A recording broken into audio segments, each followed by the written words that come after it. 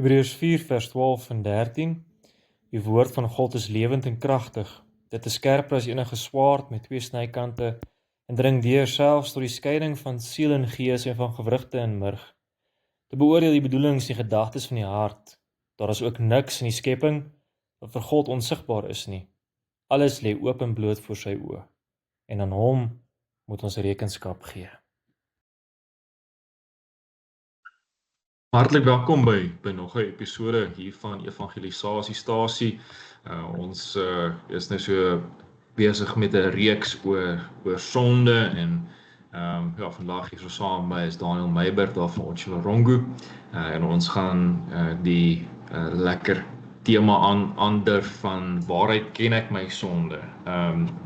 Vir baie mense is hierdie natuurlik ook 'n moeilike gesprek, juist as gevolg daarvan dat baie mense bietjie teen dit skop om te sê waarheid ken ek my sonde. Maar die belangrikheid wat die Here vir ons hier gee is dat elkeen vir ons moet raak sien. Hoe ons strafwaardig is voor die Here en raak sien wat ons verkeerd doen in die oë van die Here. En ek dink net so vir ons begin van hierdie opname, ek dink is die belangrikheid om te besef dat wanneer ons dan praat oor waarheid ken ek my sonde, moet ek eers myself afvra, wat is vir my waarheid en wat is vir my 'n leuen? En hoe maak die onderskeid tussen wat 'n waarheid is en wat 'n leuen is? Want waaraan ek dit meet, gaan bepaal wat vir my sonde is en wat nie vir my sonde is nie. Wat ek gaan vind as reg in my oë en wat ek nie gaan vind as reg in my oë nie. En die belangrikheid daarachter is om geloof in die Here te hê. Want as jy geloof in die Here het, dan is die maatstaf waar ons dit meet God se woord. Die maatstaf waar ons sonde meet is God se woord om te bepaal wat is die waarheid volgens God. En God is waarheid, nee. Ons hoor dit in die Bybel baie mooi hard en duidelik dat God die waarheid is. So wat is die waarheid en wat is die leuen? Wat verwag God moet ek doen en wat verwag God moet ek nie doen nie? En daarom elke keer dan keer ons weer terug na God se woord toe. Dis kom ons gereformeerdes is terug na die skrif toe.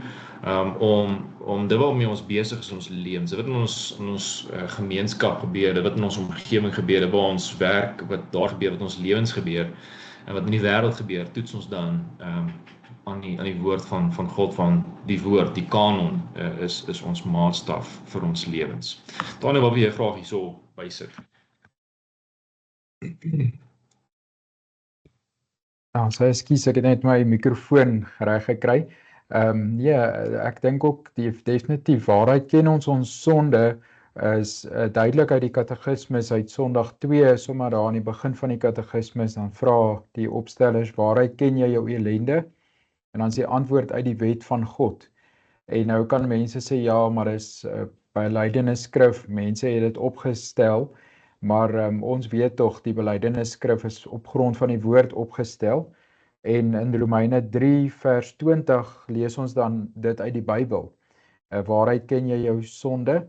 Daarom sal geen mens op grond van die uitvoering van die wet voor God regverdig word nie, want juis deur die wet ken ons sonde. So hier sien ons ook uit die Bybel, dat ons die wet nodig het, die 10 gebooie, om ons sonde te ken.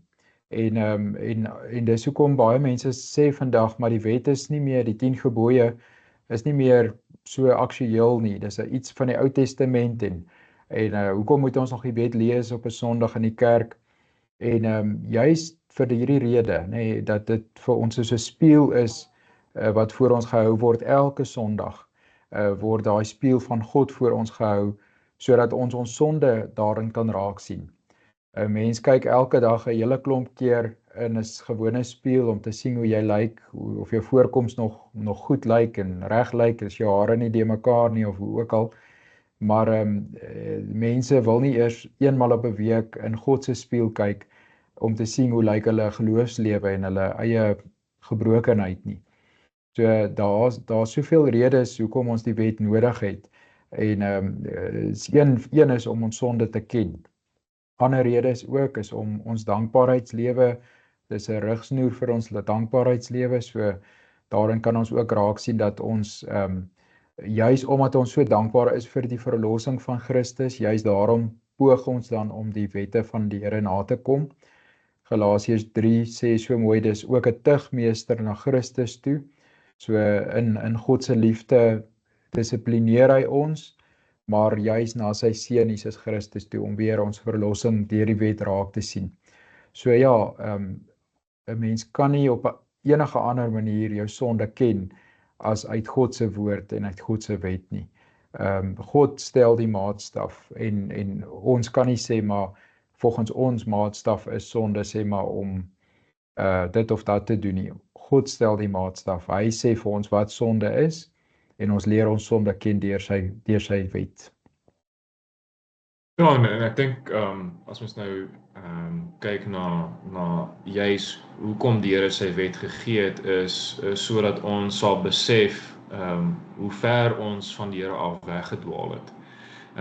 Paulus staat so eintlik net so 'n bietjie verder in Romeine, staan hy dan in Romeine 7 en sê hy hierso vers 12, die wet is dus heilig en die voorskrifte is heilig en reg en goed. En dit is so mooi uitgedruk want die Here sê juist die rede dat hy vir ons sy wet gegee het is sodat ons kan besef wat is reg en wat is goed en wat is heilig. Hoe ons die Here moet verheerlik met ons lewe en hoe nie. Maar as ons 'n bietjie verder indelf in die skrif dan kom ons eintlik agter maar die Here sê vir ons daar is 'n onvergeeflike sonde. Nou wat is 'n onvergeeflike sonde wat ons in die Bybel hoor? Daniel, wil jy 'n bietjie hierdie vraag aandurf? Ja, nee, ek dink dit kom duidelik uit die evangelies en dis Jesus Christus se eie woorde.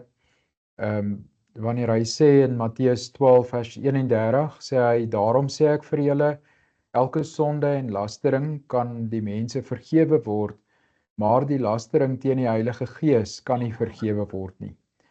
Markus 3 vers 29, wie egter teen die Heilige Gees laster, word tot in ewigheid nie vergewe nie, maar bly ewig skuldig aan die sonde. So hier sien ons duidelik raak dat sonde teen die Heilige Gees is onvergeeflik. En sonde teen die Heilige Gees is lastering teen die Heilige Gees. Dis om God se goedheid en sy genade te verwerp en dis om, kan ek sê, wanneer jy 'n gelowige is, wanneer jy van jou kant af daai verhouding met God verbreek en sê maar jy wil niks meer met God te doen hê en met die kerk te doen het nie en die dinge. En as daar nie bekering op daardie sonde is nie, dan is dit onvergeefbaar. So dit is hoe ek dit verstaan. Ja, Romeine 1 staat ook nog verder baie mooi. Hy sê daar Paulus maak wel kragtig duidelik en sê dat die mense het so verhard geraak in sonde dat hulle naderhand vir God en sy verordening, die manier hoe God alles ingestel het en hoe God alles bepaal het, ken, maar tog voortgaan om in hulle sonde te leef. Nee, hulle is al so verhard, hulle het so verharde harte, dat hulle nie meer 'n pad met die Here stap nie, al weet hulle dat die pad wat die Here van hulle verwag is goed en reg, en daarom staan daar dan gee hy vir hulle oor aan hulle sondige en skandelike drifte, aan hulle begeertes. Ja, ek dink hierby aangesluit wat die Here dan ook vir ons duidelik maak is juis met die boek van Jakobus, dan sê hy ook daar vir ons juis dat die sonde 'n mens wegdryf en aanlok en saamsleep. Dis amper half of ja, jy het geen beheer nie, jy word net so saamgetrek verder in die duisternis in. En dit is soos wat Petrus eintlik ook sê, 1 Petrus 5, waar hy ons duidelik maak dat die Satan se brullende leeu rondloop op soek na mense om te verslind. En dit is presies wat gebeur wanneer die sonde sy hou vas op jou gekry het, dan sleep jy verder in die duisternis in. En dit maak dan vir ons duidelik dat die die sonde het 'n groot effek op een en elkeen van ons se lewens en dis hoekom ons dan natuurlik God se woord nodig het om en natuurlik God self nodig het, sy Heilige Gees in ons harte en lewenswerk sodat ons ook kan oopgaan om te sien hoe ons verkeerd optree. Andersins gaan ons verhard voortlewe in sondigheid, nee. Ek dink Paulus se bekering daar in Handelinge 9 is so mooi om vir ons duidelik te maak dat ons nie die Here kies nie, die Here kies ons. Hy kies in wie hy sy gees uitstort en hy kies wie hy tot bekering bring. Dis die genade van die Here dat hy daar toe Paulus op pad is daar na Damaskus toe, op die pad soontoe hom aan hom verskyn het en hom blind gemaak het en op die einde van dat tot bekering gebring het, dat die skille van sy oë afgeval het. Dis eintlik so iets baie mooi van toepassing hier. Dis die Here ons tot bekering bring wanneer hy onsself roep, wanneer hy self deur sy Heilige Gees ons hart en ons lewens verander en die skille van ons oë afval sodat ons kan sien wie hy is en wat hy van ons verwag en die regte pad aan kan stap. Efesiërs 4 vers 30 stel dit ook baie mooi, waar die Here dan sê, moenie die Heilige Gees van God bedroef nie. En die manier hoe ons dan die Gees van die Here bedroef, is juis wanneer ons dan volhard in sonde, al weet ons, dit wat God van ons verwag, is reg en goed en waar, gaan ons voort met dit wat verkeerd is. Hou ons aan om dit te doen wat strafwaardig is voor die Here. Goed. Baie mense sal sê, en ek het nou so 'n bietjie van 'n nota daarvan gemaak, baie mense sal sê, maar die manier hoe ek my sonde ken, my lewe is, daar siekte en daar is swaar kry en dit is nou as gevolg, dat is 'n bewys, nee, dat ek 'n sondaar is en dat die Here my nou straf, juis as gevolg daarvan. Maar is dit werklik so, dat ons in ons siekte en in ons swaar kry, juis die sonde sien, of wat sê Daniel? Ja, nee, dankie vir die vraag. Nee, dit is so, nee, baie mense dink siekte of natuurrampe of wat ook al is nou hoe God 'n mens bykom op 'n manier. Maar as ons die Bybel lees, dan sien ons raak nee, van Genesis 1 af al. Ek soek net gou die vers daar. Maar hy sê daar jy mag van al die bome in die tuin van Eden eet, maar van die een boom in die middel van die tuin mag jy nie eet nie. Die dag as jy daarvan eet, sal jy sekerlik sterf. So dit is God se straf op die sonde, op die oorspronklike sonde, en dit bly nog geldig, nee. So die straf op die sonde is die ewige dood. En dit is wat Christus vir ons ook gedra het aan die kruis, die straf, dat hy fisies gesterf het aan die kruis vir ons sonde. En wanneer daar nou siekte kom oor my lewe, dan is dit nie God se straf op die sonde nie. Dit is 'n beproewing of 'n louteringsproses, maar dit is definitief nie 'n straf nie. Ons kan dit nooit so sien nie, en dis 'n wanpersepsie wanneer ons dink dat dit God se straf is. Dit is wel gevolge van die sonde. Sê maar as iemand HIV positief is, dan is dit gevolg van die sonde van egbreek, maar dit is nie God se straf as sulks op die sonde nie. En mens moet dit ook so reg interpreteer. En ek dink dis iets wat baie nodig is om reg te verstaan. Ja, ek dink as mens kyk na wat die Here in sy woord openbaar, dan sien mens dit eintlik so duidelik dat die Here vir ons daar openbaar dat die effek van die sonde is verganklikheid. Romeine 8 maak 3 versigtinge duidelik, die sug van die skepping, die sug van die mens en die sug van die Heilige Gees. En die rede hoekom die mens, die skepping en die Heilige Gees sug, is juist gevolg daarvan dat hierdie sonde so 'n las op die mens plaas, so die mens oorlaai, dat ja, hy vergaan met tyd. En dit is iets wat mense sien. As ons nou praat van vergaan, net vir die kinders onthalwe ook, en vir mense wat nie verstaan wat beteken verganklikheid nie.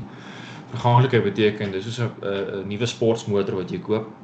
Hy is nie aan die begin, maar met tyd raak hy verouder, kry krapmerke, raak hy oud en gaan hy tot niet. En dit is maar presies hoe dit met die mens gaan.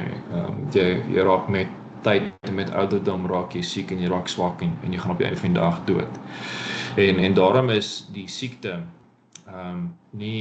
siektes nie 'n oordeel van die Here nie. Inteendeel, die Here sê self, hy sal by sy wederkoms oordeel oor die mens. En al wat nou net gebeur, al sien die effek van die sonde in die skepping en ons eie lewens raak. En die rede hoekom dit dan gebeur is sodat die Here vir ons daardeur wys, maar kyk net waar ons onsself gebring het en kyk hoe nodig het ons vir hom. En ek dink dit is ook hoekom ons so mooi elke Sondag ons afhanklikheid van die Here bely en sê, Here, ons kort U, ons het U nodig. Want mense sien maar in die bediening keer op keer raak hoe mense wat in voorspoed leef, mense wat ryklik geseën word, wat baie besittings het, so oog verloor vir wie die Here is en so weg begin leef dat die Here eintlik amper vir spaarwiel is wat net saamkom. 'n ridersbootjie is wat later met my net saamkom as hy dan nodig is, dan kan hy maar vir ons intree. As hy nie nodig is, dan leef ek maar vir myself. En ek dink dit is een van die groot redes hoekom die Here dan ook hierdie dinge oor mense pad bring. Is jy sodat ons sal besef ons het hom nodig. Ons moet 'n pad met hom stap. En vir baie mense klink dit asof mense nou sê, maar dis mos nou eintlik dan verkeerd van die Here, want kyk wat doen hy, kyk hoe laat hy ons lei. Maar 1 Petrus maak dit, 1 Petrus 1 sê vir ons eintlik ten diepste hoekom al die dinge gebeur. Kyk ons daar in 1 Petrus 1, staan daar verheug julle oor vanaf vers 6. Verheug julle oor, selfs al is dit nodig dat julle 'n kort tydjie bedroef gemaak word deur allerlei beproewings, so die egtheid van julle geloof getoets kan word. Julle geloof is baie kosbaar as goud wat vergaan. Selfs die suiwerheid van goud word in vuur getoets, en die egtheid van julle geloof moet ook getoets word, sodat lof en heerlikheid en eer waardig mag wees by die wederkoms van Jesus Christus. So hier maak Petrus vir ons duidelik dat ons onsself moet verheug oor beproewings. Dit is 'n moeilike ding wat om mense pad kom. Dit is siekte en swaar kry en seer kry. En nou sê ons onsself verheug. Hoe kan ons onsself verheug? Dis mos nou eintlik iets simpel. Hoe kan ons bly wees oor dinge wat ons eintlik seer maak, wat ons eintlik 'n las op ons plaas, wat ons oorweldig? Hoekom moet ons onsself daar verheug? Want die Here gebruik dit om ons geloof te suiwer, soos goud gesuiwer word. En daarom maak hy dan hierdie beeld van die goud om te sê, maar goud gaan deur vuur om gesuiwer te word, om die suiwerheid net al suiwerder te kry, sodat hy meer waarde kan kry. En so is dit met ons geloof ook met tyd, gaan geloof deur vuur. So jou geloofslewe gaan nie 'n pad wees wat maklik gaan nie. Dit gaan nie 'n lewe wees waar alles net maanskyn en rose gaan wees nie. Jy gaan net alle voorspoed beleef nie. Inteendeel in die boek van Job, die Ou Testament, sien mense dit ook, dat die Here juis hierdie beproewings oor sy pad gebring het om sy geloof te toets. En daar het hy deur 'n klomp moeilike dinge gegaan. Sy kinders was van hom weggeneem, sy eie vrou het vir hom gesê, vervloek deur en sterf. En natuurlik, hy was melaats geweest, hy was siek geweest. Hy het self eerstehands beleef wat ons beleef het hier op aarde, maar nogtans het hy sy geloof in die Here gehou en het hy volhard daarin om te sê, maar die Here het gegee, maar die Here het ook nou geneem. En dit is iets wat 'n mens aan kan vashou in hierdie tyd ook, dat wanneer ons dan die moeilikste tye deurgaan, moenie dink dat die Here nie daar is nie. Moenie dink dat die Here nou jou straf of jou verwerp het of nie meer saam met jou hierdie pad stap nie. Inteendeel, die Here stap nog al die pad met jou hierdie pad, en hy seën jou ryklik en hy sorg jou en hy beskerm jou. En ons woorde in ons gebed ook in ons geval by die Here ons geleer het is, laat nie ons wil geskied nie, laat U wil geskied. En dat U ons moet help. Dit is op een vlak die fokus wat ons moet hê op hierdie aarde ook, om deurlopend ons fokus op die Here te hou, om te besef dat hy die ware geneesheer is, dat hy die een is wat ook ons kan help uit enige omstandighede, hy daai vermoë. Nog iets van jou kant af, Daniel? Ja wat, ek dink dit is 'n wonderlike troos om te weet dat Christus ten volle betaal het vir ons sonde met die dood, met die ewige dood en dat ons nie die ewige dood ontvang nie, maar die ewige lewe. So nee, dis maar net so laaste gedagte. Baie dankie vir die saamgesels. Baie dankie julle en baie dankie Daniel. Sterkte en seën ook vir die res van die week.